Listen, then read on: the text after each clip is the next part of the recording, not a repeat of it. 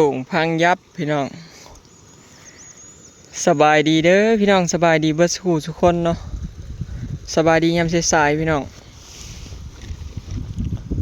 โต่งห้ามุนเรียบร้อยนะปีนี้สิได้เห็ดใหม่เบิดเลยเนาะน้ำมึงเนี่ยไหลโต่งละ มือฝนตก2 มื้อ 3 มื้อเรียนเลยพี่น้องบอยลงมาทงนาเฮาเนาะมื้อนี้มาเบิ่งคันแท่นาขาดมาป่านคันนากระพอน้องเมยมาเบิ่งแต่ละจุดพี่น้องเนาะพอซีว่าขาดกึ่งปึงกิ่งปิงเลยพึ่งผู้หลายบอดเลยพอซีว่าวันนี้รวมพลังลงมาป่านคันนาคือเก่าพี่น้องป่านคือปีแล้วนี่ครับป่านเขตนั่นเนาะกับบอลนั่นบัดมาขาดบอลข้างๆบ้านนี้โอ้ยลุกึ่งเปิงกิ่งปีงอยู่พูดโกโจโวเดี๋ยวสิพาเราเบิ่งกับพี่น้องสิพาเบิ่งปุ้ยโพดโพขาดเป็นแถวเลยพี่น้องน้ำไหลหลัดเลยขาดแน่มันเห็ดแบบป้านบ่ได้เลยไม่ได้ตักดินมาใส่เลยรุ่นนี้ปาโถปีแรกนี่เขาป้านในนี่เนาะพอน้องเมยป้านเข้าไปนี่ปีนี้มาขาดอยู่พี่ป้านทั้งใหญ่ฝนตก3 มื้อ 3 คืนเรียบร้อยพี่น้องคณะเขาปิวเบิ่งแน่นี่ภาษาซีไปมันจะกึ่งปึงกิ่งปีงเลยผู้โอ้ยตัวนี้แหงบ่อยว้าวขาดภาพ3ให้กระแทกปีนี้พี่น้องครับผลดี ไว้อยู่บ่พ่อเฒ่า ปีนี้สบายดีพี่น้องโคตรขาดชุดบอลได้แน่พ่อเฒ่ามีบอลได้แน่มีแต่ในนี่กับบอลบ่ยังแต่ในนี่ตัวขาดนักน่ะมันตัวนี้พี่น้องอันไฮนี่นะเห็ดเป็นไฮเดียวบ่พ่อเฒ่าไฮยาวนี่เห็ดไฮเดียวพี่น้องพ่อเฒ่าสิตัดกันโอ้ยปีนี้ฝนดีเรียบร้อยเลยถ้าเบิ่งเด็กพี่น้องเอ้ยบ้านฝนดีนี่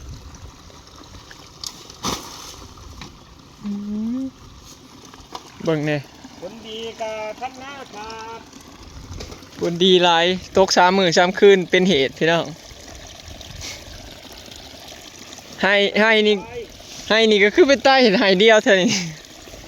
เนาะให้เดียวกันแล้วจะกินให้เดียวก็ได้มันก็มาขันนี่นะให้เดียวจะพูดก็พูดเขตนี้มีแต่ไฮยาวเนาะนี่แหละพี่น้อง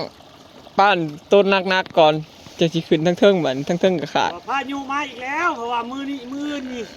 เตรียมรับมีโลดมาทันนะเขาว่าฮอดวันที่17ตายโลดเตรียมโลดฮอดวันที่17นี่ให้ดิมันดำหน้าแล้วนี่ให้แท้บ่มีดินฟ้านเนาะสมมุติเขาดำหน้าแล้วมันพ้นดีได้นี่นะมันขาดนี่คือสิอุกพี่น้องเดี๋ยวชวนดินก่อนพี่น้องเนาะเสร็จแล้วพี่น้องปองที่1ป้านสูงกว่าเก่าเสร็จไปเรียบร้อยนี่งานมาปองที่2บาทพี่น้องเอ้ยฝนตกฝนบ่ดีกับบ่ดีฝนบ่ตกกับบ่ดีฝนดีกับบ่ดี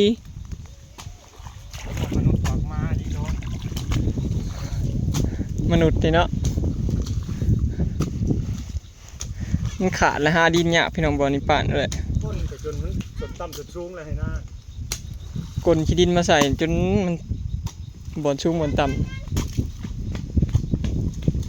มันมาขาดตอนนี่มันยากเลยพี่น้องบ่คือตอนบ่มีน้ำเลยน้ำเต็มให้แล้วมันดินจุหาดินเนี่ยพอดข้างหน้าช่วยกันนะว่า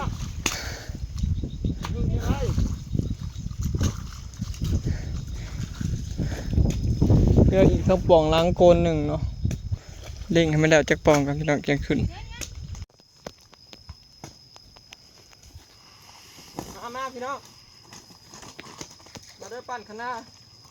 ไม่อยากมาก็มาได้ตอนนี้บ่มาซอยป้านคณะเนี่ยมันบ่สิบ่ไหวแล้วเมื่อยเด้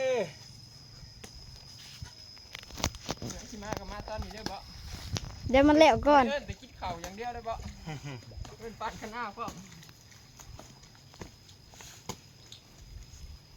แม่พี่น้องไอ้คันลีปีนี้มันจะได้เฮ็ดลีอยู่บ่มันขมุนแล้วนี่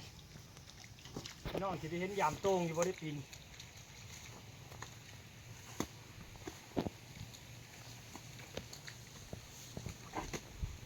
ขาดโคตรโค้งเนาะ เกิดมาแต่ละปีนี่ตะปานคณะน่าจะใช่ครับข้าเจ้าการปานคณะไปอยู่ทั้งผู้เด้อ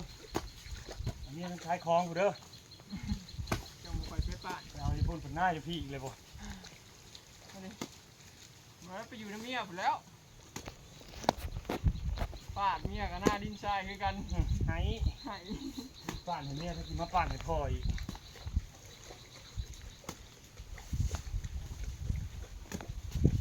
โอ้ยเดี๋ยวเอาไปหาคนเด้อก้นออก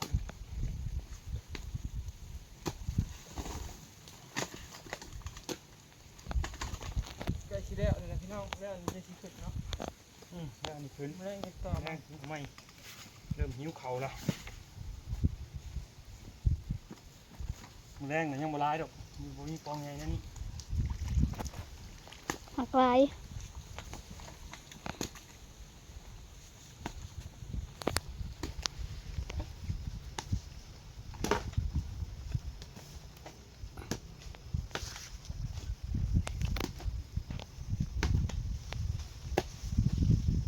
กองใหญ่กับมิตรท่านี่นะพี่น้อง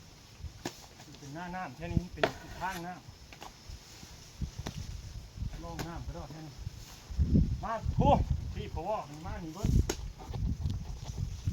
ม้วนไปย่ำป่าเนี่ยนะมันมาหนีย่ำหนีเขาจะม้วนไปไหนมึงไง พี่แรกได้ป้านบ่ลายพี่น้อง ปีแรกพ้นพอดีเลย พี่นี่ได้ป้านลายคนดี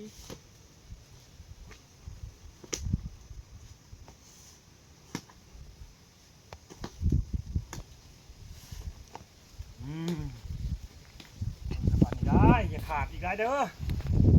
ร้อยแล้วได้คนนี่ได้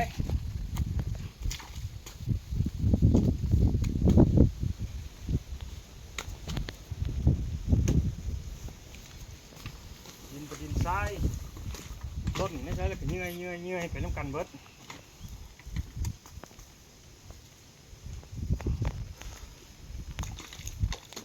มันได้ขาดเลยเปื่อยเพื่อนรวมแล้ว คนดีปีได้บีหายบีห้องแล้ว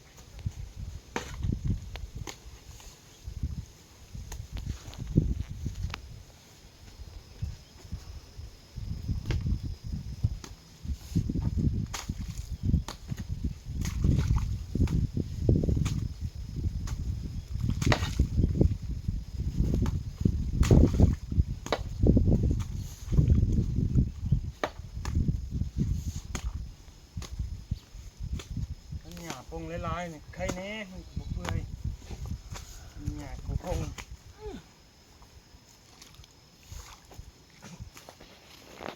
ป้านย่ำนี่บริคือย่ำได้พี่น้องกินมันมีน้ำอยู่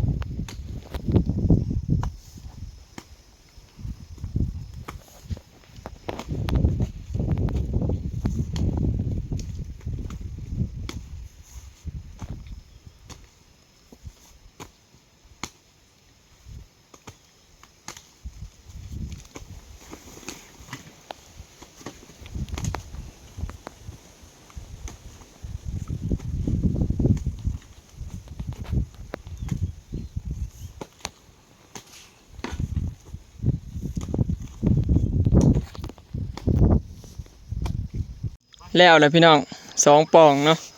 1 ปองใหญ่2 กระบอกนะได้3 บอนเพียงนะเนาะสิขึ้นกินข้าวบัดนี้มื้อแรงก็มาต่อตัวนี้มาต่อปองลุนี่เนาะปองลุแล้วกันนะให้ถึงนะ ให้เบิดทางน้ำนะเบิดแล้วซุมนี้ก็มันแรงแล้วซุมนี้แหละเวลาจะไปต่ออยู่เทิงพี่น้องหากอยู่เทิงก็บ่ยากเนาะมันบ่ใหญ่มีแต่อยู่ในหลุมนี่แหละมันขาดใหญ่